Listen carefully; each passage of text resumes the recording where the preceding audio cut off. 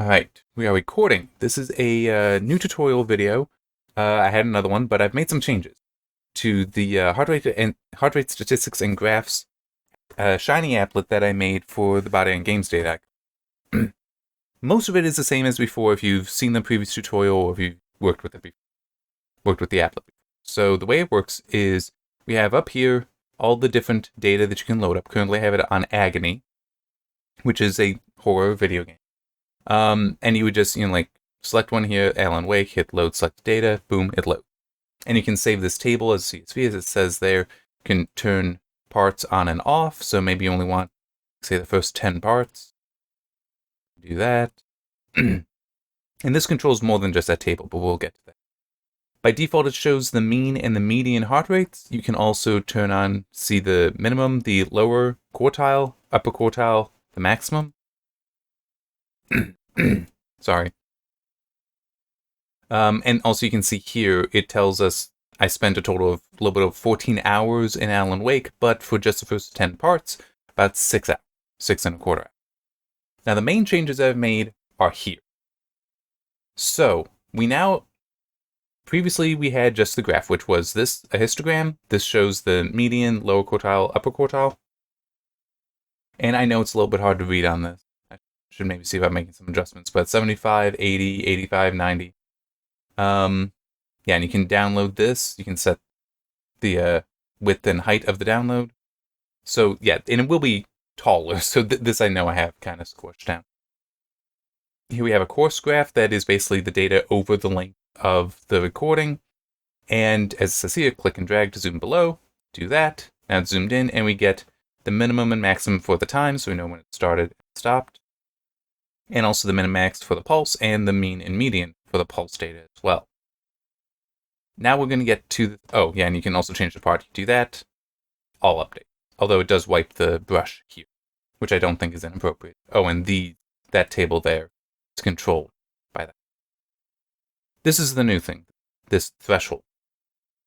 So as it shows here, we have the course graph, exactly the same one down here. And I will explain, by the way, with this in a moment. But we have this, and currently this is set to just show all of them, and that's the upper quartile, as I recall. Yeah. So we have this course graph here, and the idea is, at what time was my heart rate above 80, which corresponds to this line? Well, these are the intervals. Now, if we see, that looks like 84 there, so if we move this up, as you can see, it shortens. And we've got, 1 second there, about 16 seconds, and so on. So you can see in here when I was going above certain threshold. Yeah, so I don't know. I could maybe look into a different way of displaying this table so it doesn't just become really, really long, but I'm not actually, that's not a high priority.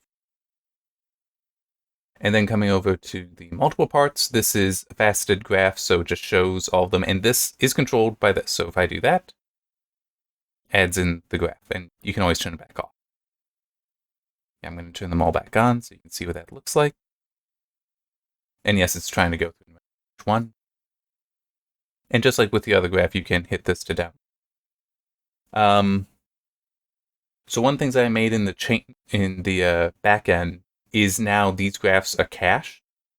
So you see how long it takes to render these out, and just got one more. If I do that, see, it's instant. Now, it is paying attention to which one. So if I turn off just part 21, it doesn't need to redraw it. But now part 21 now this is in there is in their cache. I can't talk. All right, now I want to explain what is going on with this. If the graphs are blank after loading data, what do you do? Let's actually go to alien isolation. Hit that. Oh, it actually fixed itself. Okay, but you did see how it was blank there for a moment? I've been running into that. I'm not sure what the cause is. I think it's a weird timing with the reactivity, that there's some issue there. But if that happens, all you have to do is go to chapter 1, and then back to chapter 0 in this case. You just need to go forward and back, and it'll be taken care of. It's like it's trying to render the graph, will calculate the graph before it has finished loading in all the data. I think it's an issue like that. I cannot find a solution to it, but it's not too big a deal, and maybe I just need to keep working on it to find this.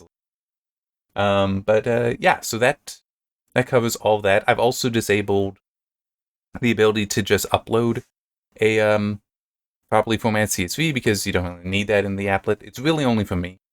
Yeah, that's.